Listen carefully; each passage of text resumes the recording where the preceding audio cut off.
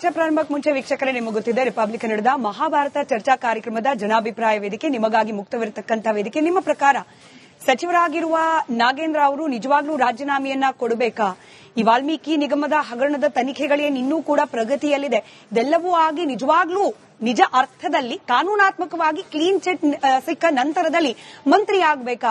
ನಿಮ್ಮ ಅನಿಸಿಕೆ ಅಭಿಪ್ರಾಯಗಳನ್ನ ಸ್ಕ್ರೀನ್ನ ಕೆಳಭಾಗದಲ್ಲಿ ತೋರಿಸಲಾಗ್ತಾ ಇರುವ ದೂರವಾಣಿ ಸಂಖ್ಯೆಗಳಿಗೆ ಕರೆ ಮಾಡುವ ಮೂಲಕ ವಾಟ್ಸ್ಆಪ್ ಅಥವಾ ಎಕ್ಸ್ ಖಾತೆಯ ಮೂಲಕವೂ ಕೂಡ ಹಂಚಿಕೊಳ್ಳಬಹುದು. ನಿಮ್ಮ ಪಾಲ್ಗೊಳ್ಳುವಿಕೆಯ ನಿರೀಕ್ಷೆಯೊಂದಿಗೆ ಚರ್ಚೆಯನ್ನು ಪ್ರಾರಂಭ ಮಾಡ್ತಾ ಇದ್ದೀನಿ. ಚರ್ಚೆಯಲ್ಲಿ ಕಾಂಗ್ರೆಸ್ ವಕ್ತಾರರಾದ ರಘು ದೊಡ್ಡೇರಿ ಅವರಿದ್ದಾರೆ, ಬಿಜೆಪಿ ವಕ್ತಾರರಾದ ಮೋಹನ್ ವಿಶ್ವ ಅವರಿದ್ದಾರೆ, ಜೆಡಿಎಸ್ ವಕ್ತಾರರಾದ ವೆಂಕನಗೌಡ ಅವರಿದ್ದಾರೆ. First time in Mahabharata. ನಮಸ್ಕಾರ ಸರ್, ಕಾರ್ಯಕ್ರಮಕ್ಕೆ ಸ್ವಾಗತ. ಹಾಗೆ ಹಿರಿಯ ಪತ್ರಕರ್ತರು ರಾಜಕೀಯ ವಿಶ್ಲೇಷಕರಾದ ಬಸವರಾಜ್ ಇಟ್ನಾಳ್ ಸರ್ ಇದ್ದಾರೆ. ನಮಸ್ಕಾರ, ಎಲ್ಲರಿಗೂ ಕಾರ್ಯಕ್ರಮಕ್ಕೆ ಸ್ವಾಗತ. ನಿಮ್ಮೆಲ್ಲರಿಂದ ಅಭಿಪ್ರಾಯ ಸಂಗ್ರಹಕ್ಕೆ ಮುಂಚೆ ಚಲವಾದಿ ನಾರಾಯಣ ಸ್ವಾಮಿ ಸರ್ ನಮ್ಮ ಜೊತೆ ದೂರವಾಣಿ ಸಂಪರ್ಕದಲ್ಲಿದ್ದಾರೆ. ಒಂದೆರಡು ರಿಯಾಕ್ಷನ್ ಅವರಿಂದ ಪಡೆದುಕೊಂಡು ಚರ್ಚೆಯನ್ನು ಪ್ರಾರಂಭ ಮಾಡೋಣ. ಸರ್ ನಮಸ್ಕಾರ. ನಮಸ್ಕಾರ. ಚಲವಾದಿ ಸರ್, ನೀವೆಲ್ಲ ಮನುವಾದಿಗಳು. ಒಬ್ಬ ದಲಿತ ಬೆಳೀತಾ ಇರೋದನ್ನ ಸಹಿಸ್ಲಿಕ್ಕಾಗದೆ ಎರಡೆರಡು ಬಾರಿ ಮಂತ್ರಿಯಾಗಿದ್ದನ್ನ ತಡ್ಕೊಳಕ್ಕಾಗದೆ ಸುಖ ಸುಮ್ನೆ ಅವ್ರ ವಿರುದ್ಧ ಷಡ್ಯಂತ್ರ ಮಾಡ್ತಿದ್ದೀರಿ ಹೇಳಿದ್ದು ನಾಗೇಂದ್ರ ಅವರು, ನಿಮ್ಗೂ ಗೊತ್ತಿದೆ. ಮನುವಾದಿ ಅನ್ನೋದು ಕಾಂಗ್ರೆಸ್ ಬಿಟ್ಟು ಈ ದೇಶದಲ್ಲಿ ಯಾರಿಗೂ ಗೊತ್ತಿಲ್ಲ. ಈಗ ಅದು ಬರೀ ಮನುವಾದಿ ಅನ್ನೋದು ಅವರ ಟೂಲ್ ಕಿಟ್ಟು. ಬಾಬಾ ಸಾಹೇಬ್ ಅಂಬೇಡ್ಕರ್ ಅವರು ಯಾವತ್ತು ಈ ದೇಶಕ್ಕೆ ಸಂವಿಧಾನವನ್ನ ಬರೆದು ಸಮರ್ಪಣೆ ಮಾಡಿದ್ರೋ ಆವತ್ತಿಗೆ ಮನು ಇಲ್ಲ, ಮನುವಾದವೂ ಇಲ್ಲ, ಎಲ್ಲವೂ ಸತ್ತೋಗಿದೆ. ಆದ್ರೆ ಕಾಂಗ್ರೆಸ್ನ ಪಾಲಿಗೆ ಮಾತ್ರ ಮನು ಬದುಕಿದಾನೆ, ಮನುವಾದಿಯೂ ಬದುಕಿದೆ. ಯಾಕೆಂದ್ರೆ ಅವರ ರಕ್ತದಲ್ಲಿಯೇ ಮನುವಾದ ಇದೆ. ಆ ಕಾರಣದಿಂದ ಇವತ್ತು ಒಂದು ಮಾತನ್ನು ನಾನು ಹೇಳಲಿಕ್ಕೆ ಬಯಸ್ತೇನೆ. ನಾಗೇಂದ್ರ ಅವರ ವಿರುದ್ಧವಾಗಿ ವೈಯಕ್ತಿಕವಾಗಿ ಯಾರದ್ದೂ ಏನೂ ದ್ವೇಷ ಇಲ್ಲ. ಅವರು ಇವತ್ತು ಕಳಂಕಿತರಿದ್ದಾರೆ. ಯಾವತ್ತು ಈ ವಾಲ್ಮೀಕಿ ನಿಗಮದ ಹಗರಣ ಹೊರಗಡೆ ಬಂತು ಆವತ್ತು ರಾಜ್ಯದಲ್ಲಿ ಚರ್ಚೆ ಆಗಿದೆ. ಅವರು ತಪ್ಪಿತಸ್ಥರು, ಆ ಚಂದ್ರಶೇಖರ್ ಅಂತಕ್ಕಂಥ ಅವರು ಪ್ರಾಣತ್ಯಾಗ ಮಾಡಿದವರು ಎಲ್ಲವನ್ನು ಬಿಚ್ಚಿಟ್ಟಿದ್ದಾರೆ. ಮಂತ್ರಿಗಳು ನನ್ನನ್ನು ಕರೆದು ತಾಕೀತು ಮಾಡಿದ್ರು, ಎಲ್ಲೂ ಬಾಯಿ ಬಿಚ್ಚಬಾರದು ಅಂತ. ಆದ್ರೆ ನಾನ್ ಸಿಕ್ಕಾಕೊಳ್ತೀನಿ ಅನ್ನೋ ಕಾರಣಕ್ಕೆ ನನಗೆ ಕಳಂಕ ಬರ್ತದೆ ಅಂತ ಹೇಳಿ ಅವರು ಪ್ರಾಣತ್ಯಾಗ ಮಾಡಿಬಿಟ್ರು. ಸೂಸೈಡ್ ಯಾಕೆ ಮಾಡ್ಕೊಂಡ್ರಂತ ಅವ್ರ ನೋಟಲ್ಲಿ ಬರೆದಿಟ್ಟಿದ್ದಾರೆ. ಇಷ್ಟೆಲ್ಲ ಆದ್ಮೇಲೆ ಇವರು ರಾಜೀನಾಮೆ ಕೊಡ್ಬೇಕಾಯ್ತು. ಕೊಟ್ಟಾದ್ಮೇಲೆ ಅವರು ಅರೆಸ್ಟ್ ಆಗಿ ಜೈಲಿಗೆ ಹೋದ್ರು. ಜೈಲಿಗೆ ಹೋದ್ಮೇಲೆ 90 ದಿನಗಳಾದ್ಮೇಲೆ ಸಹಜವಾಗಿ ಇಂಥ ಕೇಸ್ಗಳಲ್ಲಿ ಅವರಿಗೆ ಬೇಲ್ ಕೊಡ್ತಕ್ಕಂಥದ್ದು ಸಹಜ. ಬೇಲ್ ತಗೊಂಡಿದ್ದಾರೆ ಅಷ್ಟೇ. ಆದ್ರೆ ಯಾವುದೇ ಕ್ಲೀನ್ ಚಿಟ್ಟು ಎಲ್ಲಿಂದಲೂ 126 ಜನ ಇದ್ದಾರೆ. ಬಿಜೆಪಿಯಲ್ಲೂ ಕೂಡ ಬೇಲ್ ಮೇಲೆ ಆಚೆ ಇರತಕ್ಕಂಥ ಜನಪ್ರತಿನಿಧಿಗಳು ಅವರೇ ಕೊಟ್ಟಿರೋ ಲೆಕ್ಕ ಸರ್. ನಾನು ಒಬ್ಬನೇನಾ ಅಂತ ಪ್ರಶ್ನೆ ಕೂಡ ಮಾಡ್ತಿದ್ದಾರೆ. ನೋಡಿ, ಅದೆಷ್ಟಿದಾರ ನನಗ್ ಗೊತ್ತಿಲ್ಲ. ಪಾಪ ಅವರು ಲೆಕ್ಕ ಹಾಕಿದ್ದಾರೆ, ಎಲ್ಲೋ ಕುತ್ಕೊಂಡು ಲೆಕ್ಕ ಹಾಕಿದ್ದಾರೆ. ಆ ಲೆಕ್ಕ ಅವರೇ ಕೊಡ್ಬೇಕಾಗ್ತದೆ ಯಾರ್ಯಾರು ಅಂತಂದ್ರೆ. ಆದ್ರೆ ಬೇಲ್ನಲ್ಲಿ ಹಲವು ವಿಷಯಗಳಿದೆ. ಈ ರೀತಿ ಲೂಟಿ ಮಾಡಿ ಯಾರಾದ್ರೂ ಬೇಲ್ ತಗೊಂಡಿದ್ರೆ, ರೇಪ್ ಕೇಸ್ ಇದೆ, ಮರ್ಡರ್ ಕೇಸ್ ಇದೆ ಬಿಜೆಪಿ ನಾಯಕರ ಮೇಲೆ, ಬೇಲ್ ನಲ್ಲಿ ಆಚೆ ಇದ್ದಾರೆ, ಜನಪ್ರತಿನಿಧಿಯಾಗಿ ಮುಂದುವರೆದಿದ್ದಾರೆ. ಅವ್ರದೇ ಮಾತು, ನಂದಲ್ಲ. ಅಲ್ಲ, ಎಲ್ಲಿ ಮುಂದುವರೆದಿದ್ದಾರೆ?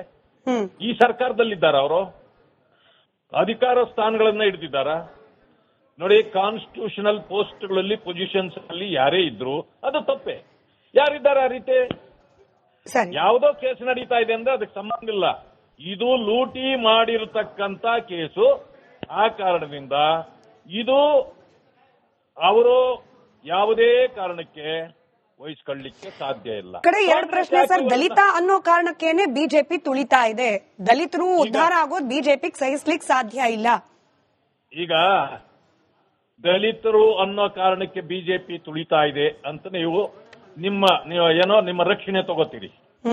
ಆದ್ರೆ ದಲಿತರ ದುಡ್ಡು ದಲಿತರ ನುಂಗಬಹುದು ಅಂತ ಏನಾದ್ರೂ ಕಾನೂನಲ್ಲಿದೆಯಾ? ಅಥವಾ ಸಂವಿಧಾನದಲ್ಲಿ ದಲಿತರ ದುಡ್ಡನ್ನ ನುಂಗಿದ್ರೂ ಕೂಡ ನೀವು ಕೇಳಂಗಿಲ್ಲ ಅಂತಿದ್ಯಾ? ಅಥವಾ ಕಾನೂನಿನಲ್ಲೆಲ್ಲಾದ್ರೂ ಇದೆಯಾ? ನಾನು ದಲಿತನೇ, ನಾನು ಹೇಳ್ತೇನೆ, ಇವತ್ತು ಯಾರ್ಯಾವ ದಲಿತರು ನಮ್ಮ ದಲಿತ ಸಮುದಾಯಗಳಿಗೆ ಅನ್ಯಾಯ ಮಾಡಿದಾರೋ ಅವರನ್ನೂ ಬಿಟ್ಟಿಲ್ಲ. ನಾನು ಎಲ್ಲರನ್ನೂ ಕೂಡ ನಾನು ಬೀದಿಗೆ ತರತಕ್ಕಂತ ಕೆಲಸವನ್ನು ಮಾಡಿದ್ದೀನಿ. ಯಾಕೆ ಅಂದ್ರೆ ದಲಿತ ಸಮುದಾಯ ವಂಚನೆಗೆ ಒಳಗಾಗಿರ್ತಕ್ಕಂತ ಸಮುದಾಯ. ಅವರಿಗೆ ನ್ಯಾಯ ಕೊಡಿಸೋದ್ರ ಬದಲು ನಾವೇ ಬಂದು ಆ ಜನರಿಗೆ ಅನ್ಯಾಯ ಮಾಡಿದ್ರೆ, ಅವರ ಹಣ ನಾವೇ ಲೂಟಿ ಮಾಡಿದ್ರೆ ಇದನ್ನ ಯಾರು ಒಪ್ಪಲಿಕ್ಕೆ ಸಾಧ್ಯ ಇದೆ ಮೇಡಮ್? ಸರಿ, ಕಡೆ ಪ್ರಶ್ನೆ ಸರ್. ಕೇಂದ್ರದಲ್ಲಿ ಈ ಧರ್ಮೇಂದ್ರ ಪ್ರಧಾನ್ ಅವರ ರಾಜೀನಾಮೆ ವಿಚಾರ, ನೀಟ್ ವಿಚಾರವನ್ನ ವಿರೋಧ ಪಕ್ಷಗಳು ವಿರೋಧ ಮಾಡ್ತಾ ಸಂಸತ್ ಅಧಿವೇಶನ ನಡೆಸಲಿಕ್ಕೆ ಬಿಡದೆ ಗಲಾಟೆ ಮಾಡ್ತಿದ್ದಾಗ ನೀವೇ ಕೇಳ್ಕೊಂಡ್ರಿ, ಅಂದ್ರೆ ಬಿಜೆಪಿ ನಾಯಕರೇ ಕೇಳ್ಕೊಂಡ್ರಿ, ನೀವು ಚರ್ಚೆ ಮಾಡಿ, ಚರ್ಚೆ ಮೂಲಕ ಇರೋ ಪ್ರಶ್ನೆಗಳಿಗೆ ಉತ್ತರವನ್ನ ಕಂಡುಕೊಳ್ಳಿ, ಹೀಗೆ ಕಲಾಪದ ಅವಧಿಯನ್ನ ಹಾಳು ಮಾಡಬೇಡಿ ಅಂತ ಹೇಳಿ ಈಗ ರಾಜ್ಯದಲ್ಲಿ ನೀವು ಅದನ್ನೇ ಮಾಡ್ತಿದ್ದೀರಿ. ಯಾವ್ದನ್ ಬೇಡ ಅಂತ ಕಾಂಗ್ರೆಸ್ಗೆ ಅಲ್ಲಿ ಹೇಳಿದ್ರಿ, ಇಲ್ಲ ಅದನ್ನೇ ಮಾಡ್ತಿದ್ದೀರಿ. ಇಲ್ಲ, ಇದು ಒಂದು ತಪ್ಪು ಕಲ್ಪನೆ ಆಗುತ್ತೆ. ಯಾಕೆ ಅಂದ್ರೆ ಈ ಕೇಸು ಅನೇಕ ಬಾರಿ ಚರ್ಚೆ ಆಗಿ ಅವ್ರಿಗೆ ಶಿಕ್ಷೆ ಆಗಿದೆ, ಅದಕ್ಕೆ ಅವರು ಜೈಲಿಗೆ ಹೋಗಿದ್ದಾರೆ. ಇನ್ನೊಂದು ಸಾರಿ ಹೋಗ್ಲಿ, ಏನಾದ್ರೂ ಕೋರ್ಟ್ ಇಂದ ಅವರಿಗೆ ಕ್ಲೀನ್ ಚಿಟ್ ಸಿಕ್ಕಿಬಿಟ್ರೆ ಅವರು ಅಪರಾಧಿ ಅಲ್ಲ ಅಂತ ಹೇಳ್ಬಿಟ್ರೆ, ನೀವು ಮಂತ್ರಿ ಅಲ್ಲ, ಅವ್ರನ್ನ ಮುಖ್ಯಮಂತ್ರಿ ಮಾಡಿ. ಇಟ್ನಾಳ್ ಸರ್ ಇದ್ದಾರೆ, ಹಿರಿಯ ಪತ್ರಕರ್ತರು, ನಿಮ್ಗೊಂದು ಪ್ರಶ್ನೆ ಕೇಳಬೇಕು ಅಂತಿದ್ದಾರೆ ಸರ್. ಇಫ್ ಯು ನಮಸ್ಕಾರ, ಬಸವರಾಜ್ ಇಟ್ನಾಳ್ ಮಾತಾಡೋದು. ನಮಸ್ಕಾರ. ನಮಸ್ಕಾರ.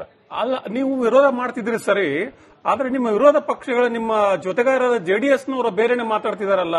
ನೀವು ಕ್ವಶನ್ ಪೇಪರ್ ಮುಂಚೆನೆ ಲೀಕ್ ಮಾಡಿದ್ರಿ ಸರ್. ನಾನು ಜೆಡಿಎಸ್ ವಕ್ತಾರ ಪ್ರಿಸರ್ವ್ ಮಾಡಿ ಇಟ್ಕೊಂಡಿದ್ದೆ. ನೀವೇ ಚಲವಾದಿ ಸರ್ ಉತ್ತರ ಕೊಡಬಹುದು ಇದಕ್ಕೆ. ನಿಮ್ ಜೊತೆ ಯಾಕಿಲ್ಲ ಅವರು ಅಂತ ಇದ್ದಾರೆ. ಅಲ್ಲ, ಅವ್ರು ಬೇರೆ ಬೇಡಿಕೆ ಹೇಳ್ತಿದ್ದಾರೆ, ನಿಮ್ಮ ಬೇಡಿಕೆ ಅವ್ರ ಬೇಡಿಕೆ ಬೇರೆ ಬೇರೆ ಆಗಿದೆಯಲ್ಲ. ಇಲ್ಲ, ಏನು ಇಲ್ಲ. ನೀವು ಬನ್ನಿ ನಮ್ಮ ಕೌನ್ಸಿಲ್ ಅಲ್ಲಿ ನೋಡಿ, ನಮ್ಮ ಜೊತೆಯಲ್ಲಿ ಸಂಪೂರ್ಣವಾಗಿ ಬೆಂಬಲವಾಗಿ ಅವರು ನಿಂತಿದ್ದಾರೆ. ನಮ್ಮ ಇಬ್ಬರಲ್ಲಿ ಯಾವುದೇ ಒಡಕಿಲ್ಲ, ವ್ಯತ್ಯಾಸ ಇಲ್ಲ. ನಾವೆಲ್ಲರೂ ಸೇರಿನೇ ಇದನ್ನ ಮಾಡ್ತಾ ಇದ್ದೇವೆ. Right sir. ವೆಂಕನಗೌಡರು ಬಂದಿದ್ದಾರೆ, ಜೆಡಿಎಸ್ ವಕ್ತಾರರು, ಅವ್ರ ಹತ್ರ ತಿಳ್ಕೊಳ್ಳೋಣ. Anyway thank you so much Chalavadi Narayana Swamy sir, ಸಮಯ ಕೊಟ್ಟಿದ್ದಕ್ಕೆ, ಮಹಾಭಾರತ ಕಾರ್ಯಕ್ರಮದಲ್ಲಿ ಭಾಗಿಯಾಗಿದ್ದಕ್ಕೆ. ರಘು ದೊಡ್ಡೇರಿ ಅವರೇ, ಕಡೆ ಅಸ್ತ್ರ ಅಂತಂದ್ರೆ ವಿಕ್ಟಿಮ್ ಕಾರ್ಡ್ ಪ್ಲೇ ಮಾಡೋದು. ಇರುವ ಎಲ್ಲಾ ಮಾರ್ಗಗಳನ್ನ ಪ್ರಯತ್ನ ಪಟ್ಟು ಯಾವುದೂ ಕೂಡ ವರ್ಕೌಟ್ ಆಗ್ತಿಲ್ಲ ಅಂತಂದಾಗ ಅಯ್ಯೋ ಪಾಪ ನಾನು ಅನ್ನೋ ರೀತಿಯಲ್ಲಿ ನಾನು ದಲಿತ, ನನ್ನನ್ನು ತುಳಿಯೋ ಪ್ರಯತ್ನ ಮಾಡ್ಲಾಗ್ತಾ ಇದೆ, ಬಿಜೆಪಿಯವರು ಮನುವಾದಿಗಳು, ಇಂಥ ಒಂದು ಹತಾಶ ಮನೋಭಾವನೆಗೆ ಹೋಗ್ಬಿಟ್ರ ಸಚಿವ ನಾಗೇಂದ್ರ ಅವರು ಅನ್ನೋ ವಿಶ್ಲೇಷಣೆ ಸಾಮಾಜಿಕ ಜಾಲತಾಣದಲ್ಲಿ, ಸಮಾಜದಲ್ಲಿ ಎರಡೂ ಕಡೆ ಆಗ್ತಿದೆ, ಎಸ್ಪೆಷಲಿ ವಿರೋಧ ಪಕ್ಷದಲ್ಲಿ. ಸ್ಮಿತಾ, ಆಕ್ಚುಲಿ ನಮ್ಮನ್ನ ಛಲವಾದಿ ನಾರಾಯಣ ಸ್ವಾಮಿ ಅವರು ಮಲ್ಲಿಕಾರ್ಜುನ್ ಖರ್ಗೆ ಅವರ ಗರಡಿಯಲ್ಲೇ ಬೆಳೆದಿದ್ದು, ಮಲ್ಲಿಕಾರ್ಜುನ್ ಖರ್ಗೆ ಅವರ ರಾಜಕೀಯ ಗುರು, ಅವರನ್ನ ರಾಜಕೀಯವಾಗಿ ಬೆಳೆಸಿದ್ದು ಮಲ್ಲಿಕಾರ್ಜುನ್ ಖರ್ಗೆ ಅವರು. ಇವತ್ತು ಬಿಜೆಪಿ ಮಲ್ಲಿಕಾರ್ಜುನ್ ಖರ್ಗೆ ಅವರಿಗೆ ಅವರ ಒಂದು ಕಾರ್ಯಕ್ರಮ ಆದ ನಂತರ ಅಲ್ಲಿ ಏನು ಇದನ್ನ ಕ್ಲೀನ್ ಮಾಡಿ ಹೋದ್ರು ಅಂತಂದ್ರೆ ಇಡೀ ಮಾನವ ಕುಲವೇ ತಲೆ ತಗ್ಗಿಸುವಂತ ಕೆಲಸವನ್ನ ಬಿಜೆಪಿ ಮಾಡಿದೆ. ಅದನ್ನು ನೋಡ್ಕೊಂಡು ಸುಮ್ಮನೆ ಕೂತ್ಕೊಂಡಿದ್ದಾರೆ ಛಲವಾದಿ ನಾರಾಯಣ ಸ್ವಾಮಿ